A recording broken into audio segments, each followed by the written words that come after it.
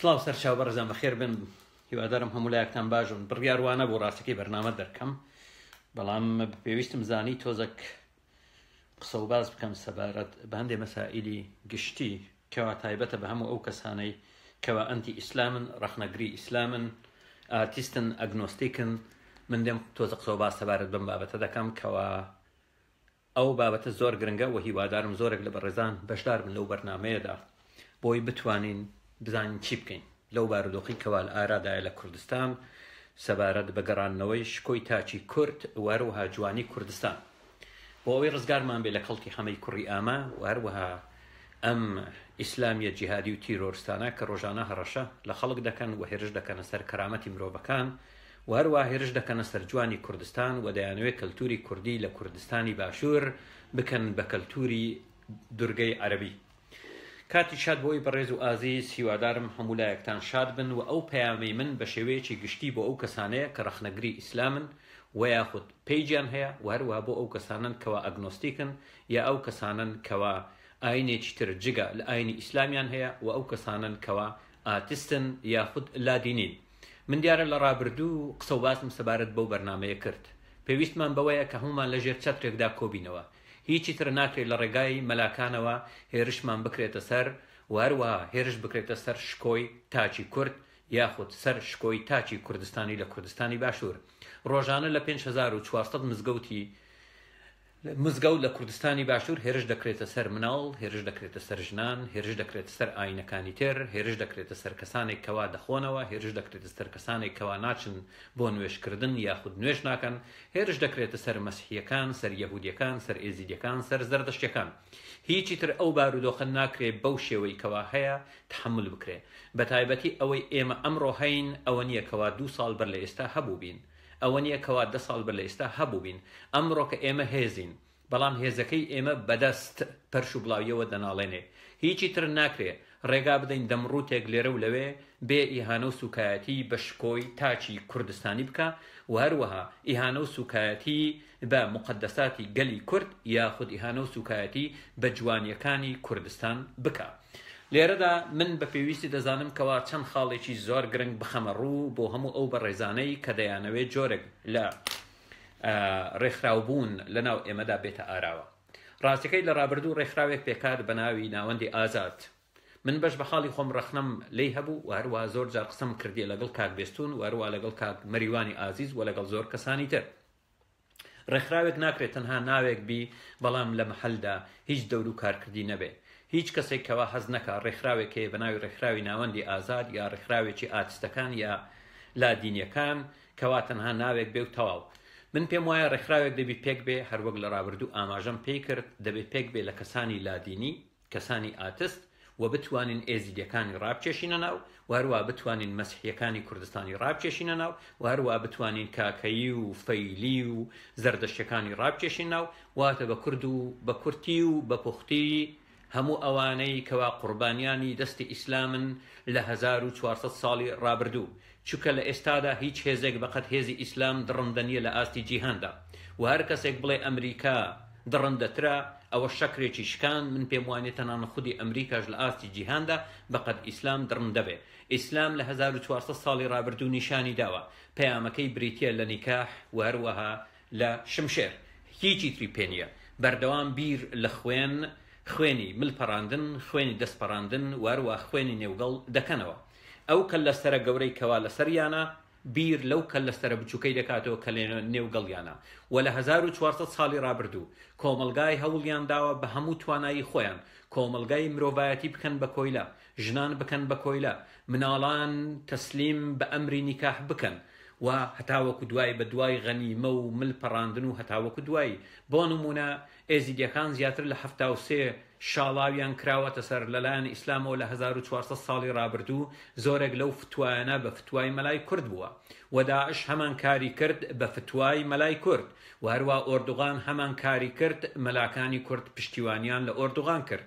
هیچی تر ناکرێت بەرامبەر بەو مەلایەنە ئێمە بێدەنگ بین، هیچی تر ناکرێت ئێمە بەرامبەر بەدەسەڵاتی کوردی بێدەنگ بین لە پێناو بەدەستهێنانی دەنجی زیاتر، لە پێناو سەقامگیرکردنی دەسەڵاتەکەی. ئیتر دەرگای ئاوەڵا کردوتەوە بۆ تیرۆرستان کوردستانی ئیسلامی و داعشەکان لە چەشنی عەلی باپیر و مزگەوتەکان و عەبد جنس لەتیف و هەتاوەکو دوایی بۆ ئەوەی کۆمەلگای کوردی بەرەو دواوە بجێڕنەوە.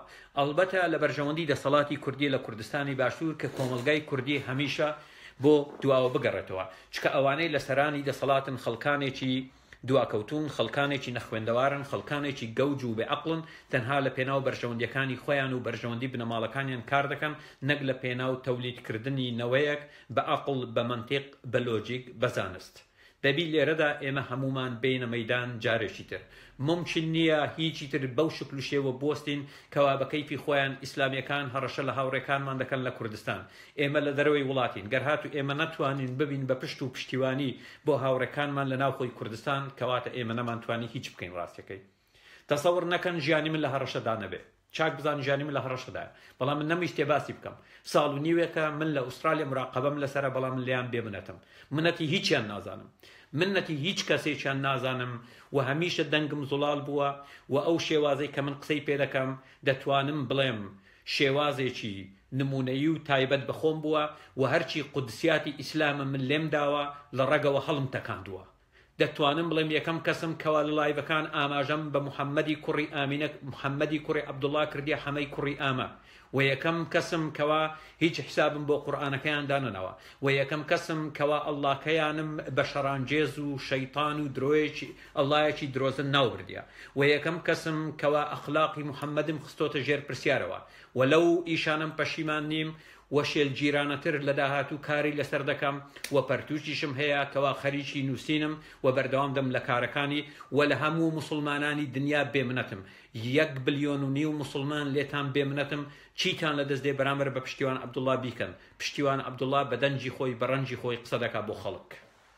بەڵام لێرەدا ئێمە چی بکەین؟ ئەوانەی کەوا لە دەرەوەی وڵاتی هیچی تر ناکرێت بەو شکل و شێوە، هیچی تر ناکرێت کەسێکی ژنحیس بێ هێرش بکاتە سەر هاوڕێکانی ئێمە، هیچی تر ناکرێت کەسێک کەوا دوو مناڵی زۆڵی هەیە بێ هێرش بکاتە سەر هاوڕێکانی ئێمە، هیچی تر ناکرێت خوێڕی و سەرسەری و بێ ئەخلاقک کەوا ئاینەکەی هیچ ڕێزێک لە ژن ناگرێ بێ وێنەی کچانی تر بڵاو کاتەوە، خەڵکانی تر بڵاو کاتەوە، بیخاتە سەر پێیج و ئیهانە و سوکایەتی بە کەرامەتی ژن بکە لەژێر دروستکردنی سیناریۆیەکی درۆزنانە، لەگەڵ ئەوەش نازانی ئەم وێنەیە وێنەی چێە. هیچی تر بەڕاستی ناکرێت ئەمەلیان قبول بکرێ، بە هیچ جۆرەك ناکرێت ئەمەلیان قبول بکرێ. یعنی ئێمە دەرفەتمان پێیاندا، دەرفەتێک، 2 دەرفەت، 3 دەرفەت، 10 دەرفەت، بەڵام کاتێک نەهاتن کەوا بۆ منتیق و عەقڵ بگەڕێنەوە کە ڕێگا بە خۆیان نەدەن ئیهانە و سوکایەتی بە ژن بکەن و ئیهانە و سوکایەتی بە کەرامەتی مرۆڤەکان بکەن، ئەوە دەبێت سنوورێکیان بۆ دابدرێ. ئەوەی ڕاستی بێ ئێمە لە خودی ئیسلامیەکان سەبارەت بە ئەخلاقی کۆنی کۆمەلگا، کەوا کۆمەلگا کۆنەکان، کۆمەلگا تەقلیدیەکان پابەندی ئەخلاقی تەقلیدین، ئێمە خودی خۆمان وەک کەسانی ئاتست زۆر پابەندی ئەو ئەخلاقە تەقلیدیین لەو مسلمانە خوێڕی و سەرسەریانە. چکە ئەگەر هاتوو پێغەمبەرەکەیان حەمەی کوڕی ئامە کە پێغەمبەرێکی درۆزن بووە، پابەندی دەقەکانی قورئان نەبوو بێ و پابەندی ئەخلاقی سەردەمی خۆی نەبوو بێ و لە ڕوانگەی هەر پێناسەیەکی ئەخلاق کە دەیدۆزیتەوە دەیهێنێ دەرنەچێ، دەکەواتە ئەوانە ناکرێ ئیدعای ئەوە بکەن کە خاوەن ئەخلاقن. ئێمە بەڕادەیەک ئەخلاقمان لەوان بەرزترا کە بەڕاستی زۆر جاروێ جەریمەیە ئەخلاقی خۆمان بەراورد بکەین بەو کەسانە. هیچی تر ناکرێت. من داوا لە هەموو ئاتیستان دەکەم، ئەگنۆستیک واتە لادینیەکان، ئەوانەی بڕوایان بەخوا هەیە بەڵام بڕوایان بە هیچ ئاینێک نییە. داوا لە ئێزیدیەکان دەکەم، داوا لە مەسیحیە کوردەکان دەکەم، داوا بۆ نمونە لە کاکەی و فەیلی و زەردەشتیەکان دەکەم. وەرن دەست بخێنە ناو دەستیەک، ئێمە هێزێکی کاریگەر دەبین، دەتوانین زۆر شت لە کوردستان ئەنجام بدەین، بەڵام لەو پەرش و بڵاویەی کەوا تێیدا دەژین ڕاستەکەی لە کۆتاییدا بە زەرەری خۆمان یاخود بە زەرەری هەندێک لە هاوڕێکان کۆتاییان دێ. ناکرێ هیچی تر لەو پەرش و بڵاویەدا بژین. ڕۆژانە گەنجان پەیوەندی بە من دەکەن، دەڵن لەو پەرش و بڵاویەی دەرمان بێنن. ئێمە هەر کەسێکمان بۆ خۆمان نازانین چی بکەین. دەبێت ڕێکخراوێک هەبێتن بە ناوی ڕێکخراوی ئیتر ئاتیستەکانی لێدنەی، لادینیەکانی لێدنەی، ڕێکخراوی داکۆچیکردن لە شکۆی تاچی کوردستانی لێدنەی، هەر ناوێکی لێدنەی. پێویستە ئەم ڕێکخراوە بە زووترین کات دروست بێ و پێویستە ئەم ڕێکخراوە سندوقێکی کۆمەکی هەبێ، سندوقی کۆمەک بۆ مناڵانی یەتیم لە کوردستانی باشوور، بۆ ئەوەی خەڵک لە ڕووی عەمەلەوە، لە ڕووی کردارەوە، لە ڕووی پراکتیکەوە ببینێکەوە ئاتیستەکان دڵیان لێدەدا بۆ محنەتەکانی خەڵکی کوردستان لە کوردستانی باشوور و بتوانین بە گوێرەی توانایی خۆمان کۆمەک بە خەڵک بکەین. ئەم کارە کارێکی زۆر گرنگە. ئەگەر هات کامە وێن تەڵخ بوو ئازیزم، کامە وێنە کامە دەبێت کار بکەین، یعنی هیچ مەجالی تێدا نەما، هیچ مەجالێکی تێدا نەما. ئەو کاتە ئێمە دەتوانین ئەو کەسانی کەوا دێن هێرش دەکەنە سەر هاوڕێیانی ئێمەش زمانیان ببڕین. هەر کاتێک دەڵێم زمان بڕین، پشتیوان عەبدوڵڵا بەرپرسە لەو قسەی خۆی، زمانیان ببڕین. زمان بڕین بە مانای زمان بڕین. اینجا بزانین ئەڵڵاکەیان چۆن دەتوانێت فریایان کەوێ، بزانین ئەڵڵاکەیان چۆن دەتوانێت فریایان کەوێ، لەکوێ دەتوانێت فریایان بکەوێ، چۆن فریایان کەوێ. ئەوانە خودایەکی درۆزنانە. من لەگەڵ ڕێزم بۆ ئەوانەی کە بڕوایان بەبوونی خودایەکەیە. جارێکی تر و سەد جاری تریش دەڵێم خودایەک بوونی هەبێ، ئەو خودایە دەبێ زۆر جوان بێ، خودای محەبەت و خۆشەویستی بێ، خودای بەیەکەوە ژیان و یەکتر قبولکردن بێ، خودای جوانی و قەشەنجی بێ، خودای ئازادی و دادپەروەری بێ. ئەو ئەڵڵای کەوا ئیسلام دەیپەرستن بریتیە لە محەممەد، بریتیە لە هێزێکی شەڕانجێز کە دەوێت کۆمەلگای مرۆڤایەتی خەڵتانی خوێن بکە.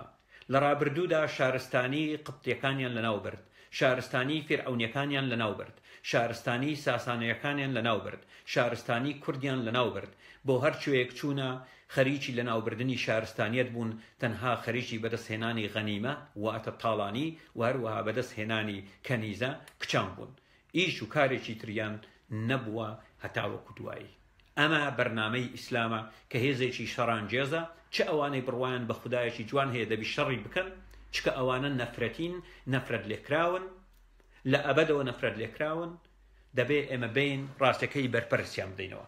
هەموو ئەوانەی کەوا لە کوردستانی باشوور هێرش دەکەنە سەر خەڵکان، ئەو کات ئێمە بە شێوازی خۆمان وەڵامیان دەینەوە. کاتێک دەڵێن بە شێوازی خۆمان، جارێشتر تاکید دەکەمەوە، بە شێوازی خۆمان وەڵامیان دەمەوە. وە لێشتان بێمنەتم، لێشتان بێمنەتم لە موسڵمانەکان. ئەگەر ناشم ناسن باشتر بمناسن. پشتیوان عەبدوڵڵا حوسێن پیرداود ڕەسوڵ گەردی باشە، ئەوە لە قەبی خۆم تاوەکو 5 نەوەش پێتانم گوت لێتان بێمنەتم. بە درێژایی تەمەنم لە هیچ کەسم پێ لە خۆم پیاوتر نەبووە، بە مانای پیاوبوون. ئەگەر پیاوبوون بکەن بە قیاس، هیچ مرۆڤێکم پێ لە خۆم مرۆڤتر نەبووە، بەڵام لە هەموو موسڵمانان پیاوترم، مرۆڤترم، ئازاترم، بوێرترم و حیسابی هیچتان بۆ ناکەم، حیسابی هیچتان بۆ ناکەم. هیچ دەزان مانای چییە. هەر وەک ئەڵڵاکەتان دەڵێ لەم یەکو شەیئەن، ئێوە پێشووتر هیچ نەبوون و ئێستا کەشت لە ڕوانگەی پشتیوان عەبدوڵڵا ئێوە هیچ نین. من حیسابتان بۆ ناکەم، من حیسابتان بۆ ناکەم. لای من ژیان و مەرگ ئەسڵەن هیچ ئەتیباری نییە. ئێستا کۆتایی بە ژیانم بێ بەلای منەوە گرنگ نییە، دەبمەوە بەشێک لەو گەردوونە. ئێمە لە مەرگ ناترسین، باشە. ئەوە ئێوەن کەوا لە مەرگ دەترسێن. لەگەڵ ئەوەش بەهشتێکتان بۆ دانراوە کە پڕیەتی لە غیلمان و ولدان و حۆریە، بەڵام ئێوە لە مەرگ دەترسێن، چکە بەو ڕادێ لە مەرگ دەترسێن. متمانەتان بە خودی خوداکەشتان نییە، متمانەتان بە خودی خوداکەتان نییە کە مەسیرتان چی لێدێ. ئێوە هێزێکی ئیبلیسین، هێزێکی شەڕانجێزن، ئێوە قێزەوەنن، ئێوە سووکن، ئێوە پۆخڵەواتی کۆمەلگای مرۆڤایەتین. ئێوە دەتانەوێ 5 بلیۆن و نیو مرۆڤ خەڵتانی خوێن بکەن لە پێناوچی. کەس نازانین لە پێناوچی، خودی خۆشتان نازان لە پێناوچی.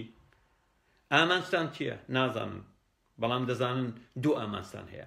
دەتانەوێت ژیانێکی مشەخۆرانە تەمبەڵ و تەوەزەل بەسەر بن لە ڕێگای جیهادەوە، غەنیمەتان هەبێ و هەروەها لە ڕێگای جیهادەوە نێوگەڵی ژنان بەدەست بێنن. والمحصنات من النساء إلا ما ملكت أيمانكم كتاب الله عليكم. و دەتانەوێت بازاری کۆیلا جارێکتر سەردەمی کۆیلایەتی بۆ کۆمەلگای مرۆڤی بژێڕنەوە. لە هەموو شار و شارۆچکەیەکتان بازاری کۆیلەتان هەبێ، خەڵک زنجیر بکەن، لە بازاری کۆیلە ڕای بگرن بەڕووتی و خەریکی کڕین و فرۆشتنی کۆیلە بن. ئەمە تەواو ڕۆحێکی شەڕانجێزە. ڕۆح جا بە مانای معنەوی یا بە مانای کەوابوونی هەیە و تەنانەت محەممەد خۆی باژە ئەترافی کردیە. تەنەزەلە فیه المەلائیکەة والڕوح. ئەو ڕوحی ئاماژەی پێدەکا مەبەستی ڕۆحی شەیتانە کە لەیلەت القەدر قورئانەکەی بۆ دابەزاندووە. بەڵێ بە کورتی مختصری محەممەد دەڵێ من وەحیم بۆ هاتووە لایەن شەیتانەوە زۆر بە ڕۆشنی ئاماژەی پێکردیە. جا شەیتان چ بە مانای شەڕانگێزی، ئەخلاقی خراپ، هەڵس و کەوتی خراپ، یا چ بۆ مانایە کەوا خەڵک تێی دەگا کەوا شتێک هەیە لە دنیا بە ناوی شەیتان. کەیفی خۆتانە من نایەمە سەر قسە و باسکردن سەبارەت بەو مۆزوعە. من داوا لە هەموو ئارتیستەکان دەکەم، هەموو ئەوانەی پێیجیان هەیە جارێشتر بین بابەیەکەوە کۆبینەوە، لە دەوری یەکدا کۆبینەوە، ڕێکخراوێکی ئەکتف گرنگ چاڵاک پێک بینین. زۆر گرنگە و من وەک پشتیوان عەبدوڵڵا ئامادەم لە پێناو سەر و بەندان بەم ڕێکخراوە لە دەرەوەی وڵات سەفەر بکەم بۆ کۆنگرەیەک کەوا بیبەستین ئەم ڕێکخراوە بە زووترین کات پێک بێ و لە ئاستی نێودەوڵەتی ئەم ڕێکخراوە بناسرێ لە ڕێکخراوی ئارتیستانی جیهان بۆ ئەوی بتوانین پشت و پشتیوانی لە ڕێکخراوی ئارتیستانی جیهانیش بەدەست بێنین و لە ڕێگای ئەوەوە دواتر ئێمە دەتوانین تەنانەت کەناڵی میدیایش بەدەست بێنین. خاڵێکی تر هەموو ئەوانەی پێیجیان هەیە کە دژی ئیسلام قسە دەکەن یا دژی دین قسە دەکەن، پەیجەکانمان تێکەڵ بکەین، یەک پەیجی سەرەکی دروست بکەین، هەمومان بەیەکەوە دەتوانین 9 ملیۆن کەس لەو پێجانە کۆ بکەینەوە. هەر کەسێک کەی ویستی دەتوانی زۆر ئازادانە 20 30 40 ئەدمینی تێدابی بابەتەکان هەموو لەوێ دابەزی بۆی هەر بابەتێک دادەبەزی هەموو ئەو بەڕێزانە بیبینن. لێرەوەش جارێکتر دەتوانین مەوزوعی هاکردنی پێیج و وەستاندنی پێیج و هەموو ئەو مەوزوعانە بوەستێنن. من ئامادەم بەش بە حاڵی خۆم دەست بەرداری پێیجەکەم بم، پێیجەکەم تێکەڵ بە پێیجەکانی تر بکەم. بەلای منەوە زۆر تەبیعی و زۆر ئاساییە، چکە من لە نێوان ناسینی خۆم کار ناکەم و باکیشم بەوەی نییە ئایا خەڵک دەزانێت پشتیوان عەبدوڵڵا چێ یان نا، ئەوە بەلای منەوە گرنگ نییە. من هەمیشە لە ژیانمدا کارم کردووە و فڕمداوە، وەک دەڵێن کار بکە و ئیتر بەبایدادە یا بیخەرەوە دەریاوە. ئەمە زۆر گرنگە، دەبێت ئەم کارش بکەین. جاکەیفی خۆتانە من ئەوە جاری دووەمە جاری سێمە قسە و باس سەبارەت بەم بابەتە دەکەم. یەک، پێکهێنانی ڕێکخراوێکی ئەکتف زۆر گرنگە. دوو، ببین بە بەشێک لە ئارتیستانی جیهان. سێ، لە ڕێگای ئەوە دەتوانین میدیایەک بەدەست بێنین. چوار، هەموو پەیجەکان تێکەڵ بە یەک بکەین. پێنج، سندوقێکی کۆمەک بۆ مناڵانی یەتیمی کوردستان پێک بینن و کۆمەچیان بکەین لەسەر بنەمای مانگانە یا ساڵانە، بتوانین ئەو مناڵانەی کە ئەمڕۆکە لە بازاڕی بێڕەحمی کارن بچن بۆ قوتابخانە، بۆی ئەو مناڵە ڕێگان لێ بگرین کەوا دوو ڕۆژتر بن بەو چەتانەی ئیسلام کە ئیسلام ئەو چەتانە بەکاردێنی لە پێناو چاوسورکردنەوە لە کەسانی ئازادی خواست. ئیسلام سەرتاپای دژایەتی ئازادی و دادپەروەریەکە. من پێم وایە ئەوە باشترین کارە ئەگەر هاتوو بیکەین و پەیامی من جارێکی تر بۆ هەموو ئەو بەڕێزانەیە کەوا پێیجیان هەیە بەیەکەوە بێن کار بکەین. من پەیامێشترم لێ ڕاستەکەی ئەوە دوا پەیامی منە سەبارەت بەمە و من جارێکی تر قسە سەبارەت بەو بابەتە ناکەمەوە و هیوادارم کاک مەریوان پێیجی هەیە وەڵام داتەوە، یاسای بیابان پێیجی هەیە وەڵام داتەوە، وەروە کاک فاتیح و کاک بێستون و حکمی ئەقڵە و مەجموعە پێیجی ئێجگار زۆرە، هەمومان بەیەکەوە بین کار بکەین، یەک پێیجی هاوبەش دروست بکەین و هەموو لایکەکان بخەینە سەر پێیجەکە و زۆر بە ئاسانی دەچێت. لەوێ بۆ نمونە ئەوانەی لایڤیان هەیە ڕۆژانی پێنجشەمە با کاک مەریوان بی، ڕۆژانی دووشەمە من بم، ڕۆژانی یەکشەمە کاک فاتیح ڕۆژێک و هەر کەسیش دەیەوێت ناوە ناوەبەکەی خۆی بێ لایڤێک دەرکە زۆر تەبیعی و زۆر ئاساییە. من پێم وایە ئەمە کارێکی زۆر باش دەبیتن لەبری ئەوەی کەوا بین هەر کەس بۆ خۆمان لەلایە کار بکەین، هیچی تر نابێ بۆ پەرشوو بڵاویە بما بینن. دەبی هێزی ئێمە لە یەکگرتنە و تەنانەت ژمارەمان لە کوردستان بگاتە بە 9 ملیۆنیش ئەگەر هاتوو یەکگرتوو نەبین دەبین بە قوربانێکی زۆر ئاسان بۆ ئەو خوێڕی و سەرسەریانای ئەڵقە لە گوێیانەی بیابانی دورگەی عەرەبی. من پێم وایە ئەوە باشترین بەڵگەیە و سندوقەکەش زۆر گرنگە پێک بێ بە زووترین کات. کەسێک ئیش ناکا لە ئەوروپایە ساڵانە 120 دلار بدە کاکە، مانگانە $10، ساڵانە 120 دلار. من دەتوانم ئیش دەکەم، من ساڵانە 12,000 دەدەم، زۆر تەبیعیە. کەسێکتر دەتوانی ساڵانە 1200 دلار بدە، کەسێک دەتوانی ساڵانە 50 دلار بدە، یعنی زۆری لەسەر هیچ کەس نییە، زۆر تەبیعی زۆر ئاساییە.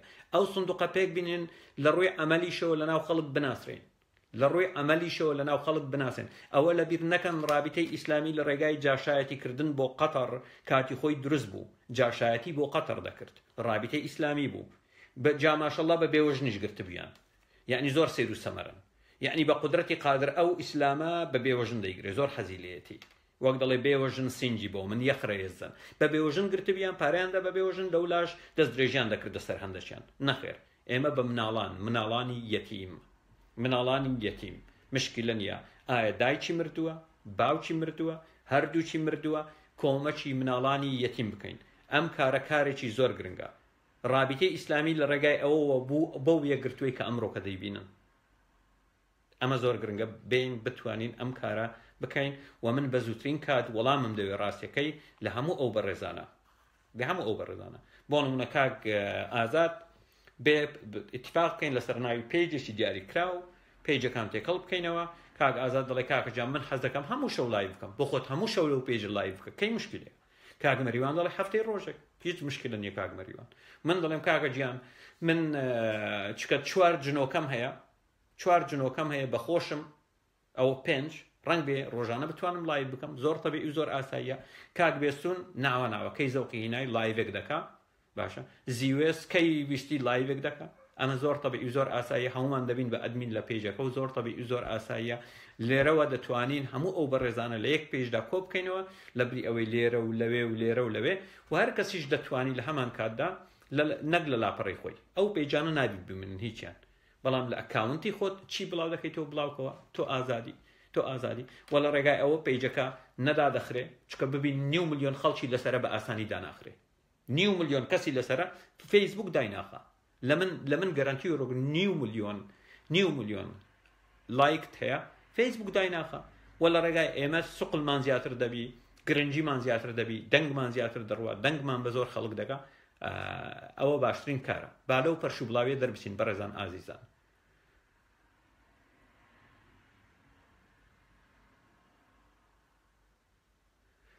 کاک نەوزات دەستت خۆش بێ ئازیزم ئێمە هەمومان ئەوانەی من زۆری نییە وەکو لەو مۆزۆ هەیە کاکە لە کوردستان دەژی لەگەر ئێمە ئیمکانیەتی نییە زۆر تەبیعی زۆر ئاساییە بەڵام ئەوان دەتوانن بۆ نمونە ئەو کۆمەکەی ئێمە کۆی دەکەینەوە بەدەستوانی بگەینین بۆ نمونە کەسێک لە کەلار دەژی ناوی دە مناڵی هەژارترین مناڵمان بۆ بینی بۆی بە کەلار بدەین دە لە نازام لە کوێ دەژی لە دەربەندی خان دە مناڵی تر بۆ نمونە لە گەڕەکێکی سلێمانی دە مناڵی تر لە منتیقەیەکی هەولێر دە مناڵی تر بەو شکل و شێوەیە پارەکە دابشکەن ئەو ڕۆڵە بین لە کوردستانی ئەنی زۆر تەبیعی و زۆر ئاساییە سەرچاو من پێم وایە ئەوە باشترین شتە ئەگەر هاتوو بە ڕێزان ئامادەیان تێدابی بۆ کارکردن ئەگەر دەتانەوێت کار بکەن فەرم و بابەیەکەوە با کار بکەین دەست بخەنێ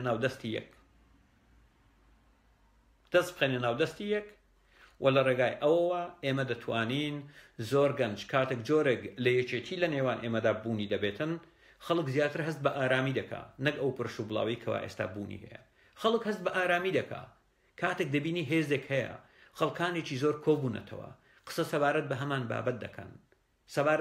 بابەت دەکەن گرنگی بۆ بابەتانە دەن نەک لەو پەرش و بڵاوی کەوا ئێستاکە تێیدا دەژین و هەر کەسێکیش بەرپرس دەبێت لەو قسانێکەوە خۆی دەیکا من بەرپرسم لە شێوازی قسەکردنی خۆم کاک مەریوان لە شێوازی قسەکردنی خۆی کاک بێستون لە شێوازی قسەکردنی خۆی هیچی تریش پێتان بڵێ ناکرێ ئێمە ڕاستیەکەی ئیهانە و سوکایەتی و گوێن بە وشە وەڵام دەینەوە بەسیەتی ئەوی هەڕەشە دەکا ئێمەش دەتوانین هەڕەشە بکەین بەڕوا بکە لەژێر عەرشی خوداکەت بی ئێمە دەتوانین بتگەینێ چکە من لە ڕێگای ماتماتیک زانیم عەرشی ئەڵڵا لەکوێیە ماتماتیکیان لێکم داوە لە ڕێگای فڕینی کەری باڵدار بە خێرایی تیشتی خۆر من زانیم لەکوێیە باشە زانیم لەکوێیە لەژێر عەرشی ئەڵڵاش بی باشە لەژێر ملی کە لە شێرەکەی ژێر عەرشی ئەڵڵا بی دەتدۆزینەوە چاک بزانە سنووری خۆت بزانە باشە سنووری خۆت بزانە چاک بزانە باشە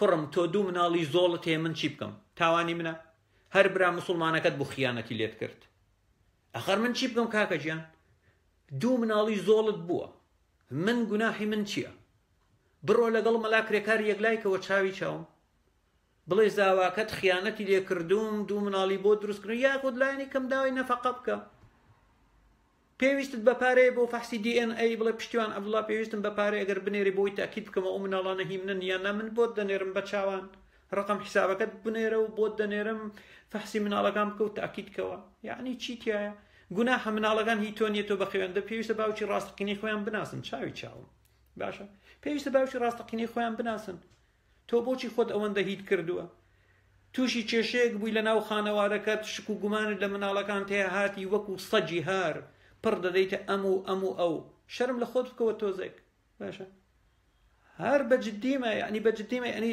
خەڵک سیرکە هەموو مەوزوعەکانیشان سەبارەت بە ئیهانە و سوکایەتیە بەچی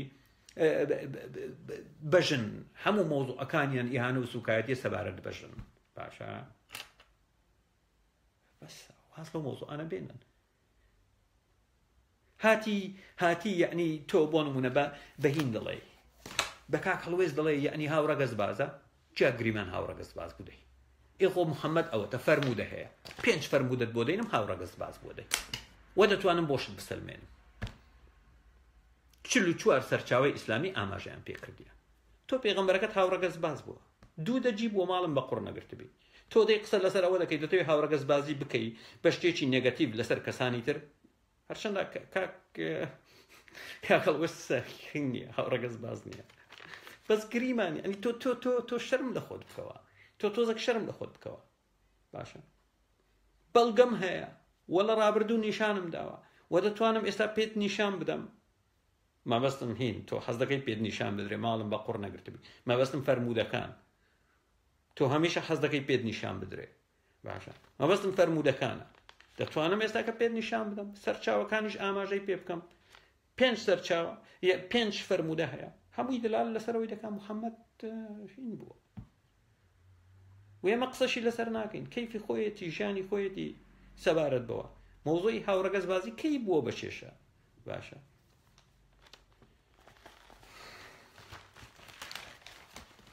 بەخوا بەڕێزانەوەتە لەلامە سەرچاوەکانی لا ئەو هەموو سەرچاوەکان ئەو سەرچاوانی ئاماژەی پێ دەکەن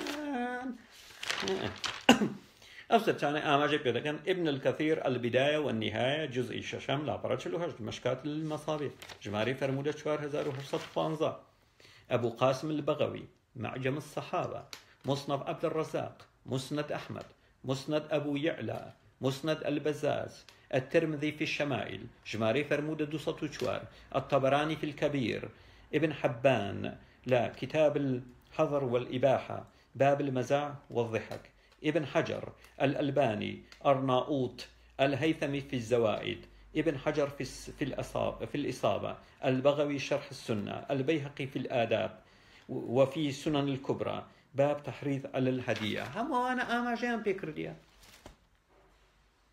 پیاوێک بەری پێغەمبەرەکەتی ماچ کردی ڕێگای پێداوە لە بەریەوە ماچ بکە تاوەکو بنەنگڵ چ پیاوێکی ڕێگا دەدا ئەگەر هات و مەیلی هینی نەبێ خۆ مەلاکانیش ئەو فەرمودانە دەخوێنەوە دەزان پێغەمبەری ئەڵڵا حەزی لێ بۆ بەری ماچ بکرێ لەبەرەوە مەلامەجی دەڵێتن خەونم پێوە بینی گوتی مەجی و مەجی و بۆ ئابێ تاقەتی مەجی وەرە ماچی کە مەجی و دڵێ منیش چێری پێغەمبەری بەڵامە خۆ مەلاکان ئەو فەرمودانەیان بینیە تۆ پێ دوایە لە خۆیانەوە دێن ئەو قسانە دەکەن ئاگاداری ئەو فەرمودانن ئەو فەرمودانە لە 44 سەرچاوەی ئیسلامی ئاماژەی پێکراوە و فەرمودەیەکیش نییە 5 حاڵەتی جیاوازە 5 حاڵەتی جیاوازە تۆ هاتی دەتەوێت ینی مەوزوعی هاوڕە گەزبازی خۆزگە بە هەموو ملەتی ئیسلامتان بەقەت کەسێکی هاوڕە گەزباز ئەخلاقتان هەبووایە خۆزگە بە هەموو ملەتی ئیسلامتان بەقەت کەسێکی هاوڕە گەزباز ئەخلاقتان هەبووایە باشە تەواو پڕیەتی سعودیە کاکە سعودیا هەمویان دەچن لە تایلەند و ئەوانە من ئاگادارم هەمووی خەریکن لێرە وا هەمویان وا خەریکن یعنی تۆ هاتی دەتەوێت چییە ئەخلاق بەسەر ئێمەدا بفرۆشی سەیرە من فەرمودەکان هەموو لە بەردەستمە بەڵام نامێ جارشتر خۆم دووبارە بکەمەوە 5 فەرمودەیە دەلال لەسەرەوەی دەکەم محەممەد هاوڕە گەزباز بووە دوو دەجی بووە تەواو یعنی بۆچی هاتون خۆتان کردووە بەهین یعنی من نازانم بەجددی دەتوان لە بەردەستمە دەتوانم بخوێنم بەڵام ئەو بابەتی من نییە ئێستاکە لە دەرفەتیشتر بۆتان دەخوێنمەوە ئێمە دەبی یەک بگرین تەواو هیچ مەجالی تێدا نەما بەڕێزان ئازیزانم هیچ مەجالی تێدا نەما بۆی بتوانین هاوڕێیانی کوردستانمان بپارێزین ببین بەهێز تەواو و هیوادارم لە زەردەشتەکانی کوردستان وەڵاممان دەنەوە ئایا ئامادەن نوێنەرتان لەو ڕێکخراوە بوونی هەبێ یان نا و هیوادارم ئێزیدیەکان وەڵاممان دەنەوە و هیوادارم مەسیحیە کوردەکان لەسەرەتا چکە ئاشووریەکان سەختە بتوانین پەیوەندیان پێوە بکەین وەڵاممان دەنەوە مەسیحی کوردیشێ وەڵاممان دەنەوە، کاکەیی و فەیلی و هەتاوەکو دوای ئەوانە هەموو وەڵاممان دەنەوە. ئایا ئامادەن بەیەکەوە کار بکەین؟ بەیەکەوە کار بکەین لە پێناو بۆ نمونە پاکردنەوەی کوردستان لەم هێزە شەڕان جێزە؟ باشە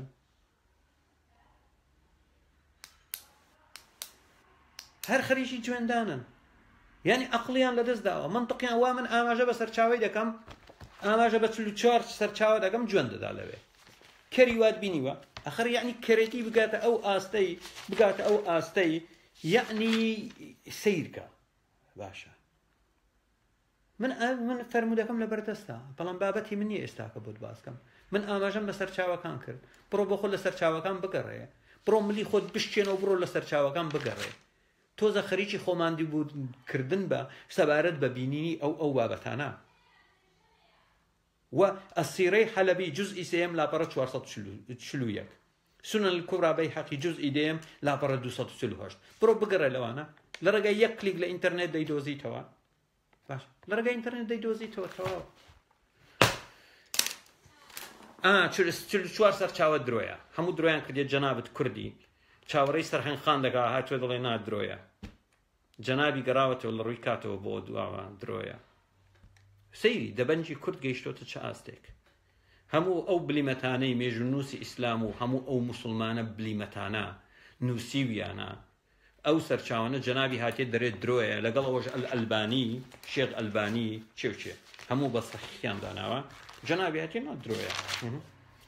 ابن حبان دڵێ ڕاستە، ابن حەجەر دڵێ ڕاستە، ئەلبانی دڵێ ڕاستە، ئەرناؤوت دەڵێ ڕاستە، ئەلهەیتەمی دەڵێ ڕاستە، ئەلبانی دڵێ صحیح، وهروها هەیتەمی دڵێ ڕیجالەه ثقات، وهروها البەیهەقی، وهروها هەمووی دڵێن ڕاستە. ئەو فەرمودەیە جەنابی هاتیە کوردێکی سمێڵ قوتە عەرەبیش نازانێت دڵێ نەخێر درۆیە.